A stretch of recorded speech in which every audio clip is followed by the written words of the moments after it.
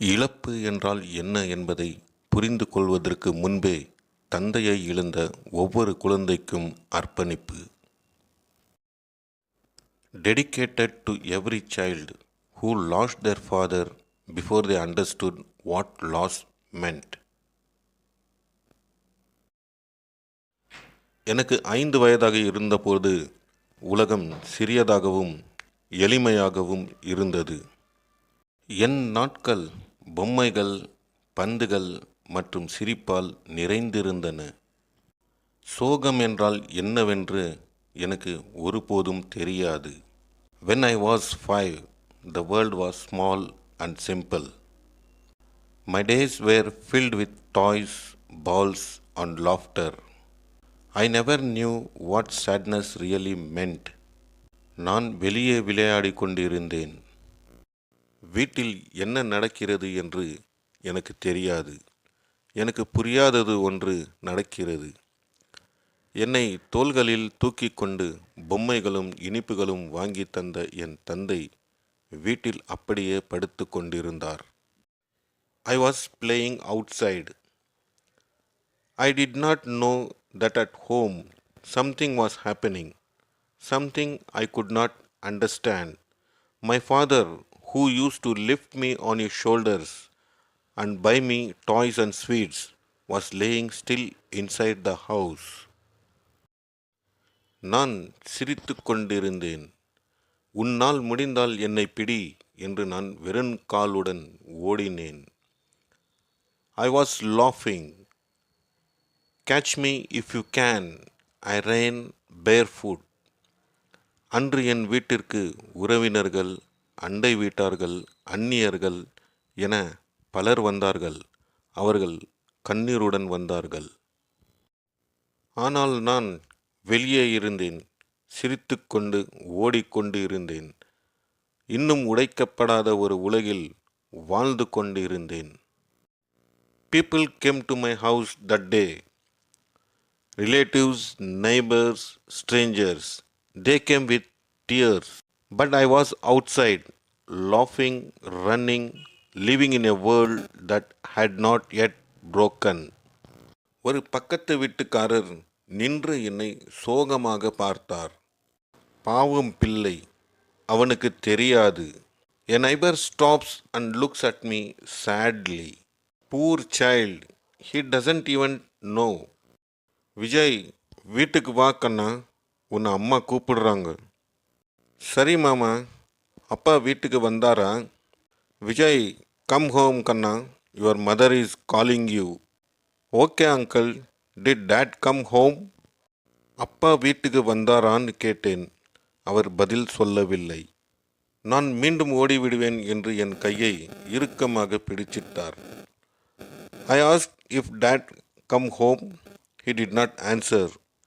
He just held my hand tightly as if I might disappear too. நான் வீட்டிற்குள் நுழைந்தேன். காற்று அதிகமாக இருந்தது. என் தந்தை வெள்ளை துணியால் மூடப்பட்டு இருப்பதை பார்த்தேன். எனக்கு புரியவில்லை. I entered the house. The air is heavy. I saw my father covered with a white cloth. I did not understand. அப்பா ஏன் தரையில் தூங்குறாரு? அம்மா, அவரை எழுப்பு. என் அம்மா கண்ணீர் விட்டு அழுதாள். Why is dad sleeping on the floor? அம்மா, wake him up. My mother burst into tears. யாரோ என்னை அருகில் இழுத்து என்னை திசை திருப்ப முயற்சிக்கிறார்கள். ஆனால் நான் மீண்டும் உயிரற்ற வடிவத்தை பார்த்தேன். Someone pulls me close, trying to distract me, but I looked again at the lifeless form. எல்லோரும் அழுதது எனக்கு நினைவிருக்கிறது. என் அம்மா என் தம்பியை கையில் பிடித்து கொண்டு அழுது கொண்டிருந்தார். என் அம்மாவின் நடுங்கும் கைகள் எனக்கு நினைவிருக்கிறது. I remember everyone crying. My mother was crying with holding my younger brother in hand. I remember my mother's trembling hands. என் மூத்த சகோதரன் அழுது கொண்டிருந்தார். ஆனால் நான் அழவில்லை. நான் என் அப்பாவை பார்த்து கொண்டிருந்தேன். அவர் கண்களை திறப்பதற்காக காத்திருந்தேன். என் அம்மாவை பார்த்து நான் அழ ஆரம்பித்தேன். And my elder brother was crying, but I don't cry. I just kept looking at my father, waiting for him to open his eyes. I started crying seeing my mother. அன்று இரவு கூட்டம் கலைந்து விட்டது. வீடு அமைதியாக இருக்கிறது. என் அம்மா தனியாக அமர்ந்திருந்தார். நான் அவர் அருகில் சென்றேன். அப்பா எப்போ தூக்கத்திலிருந்து வருவார் என்று நான் கிசுகிசுத்தேன். அம்மா கண்களை மூடி கொண்டார். கண்ணீர் அமைதியாக வழிகிறது. அவர் என்னை இறுக்கமாக அணைத்து கொண்டு, அவர் இனி வழியே இல்லாத ஒரு இடத்திற்கு போய்விட்டார் கண்ணா. Later that night, the crowd has gone. The house is silent. My mother sits alone. I went near to her and I whispered, Amma, when will dad come back from sleeping? Amma closes her eyes, tears falling silently. She hugs me tightly. He has gone to a place where he won't feel pain anymore, Kanna. அன்றிரவு எனக்கு மரணம் என்றால் என்னவென்று உண்மையில் புரியவில்லை. என் வீடு அமைதியாகிவிட்டது, காலியாகிவிட்டது என்பதை மட்டுமே நான் புரிந்து கொண்டேன். அம்மா அடிக்கடி அழுதாள். That night, I did not really understand death. I only understood that my house had become quieter, emptier, and that Amma cried more often. என் அப்பா இந்த உலகத்தை விட்டு பிரிந்தபோது நான் விளையாடிக் கொண்டு இருந்தேன். எல்லோரும் துக்கத்தில் இருந்தபோது தெருவில் ஓடிக்கொண்டிருந்த ஒரு சிறுவனை பார்த்த அந்த காட்சியை மக்கள் இன்னும் நினைவில் வைத்திருக்கிறார்கள்.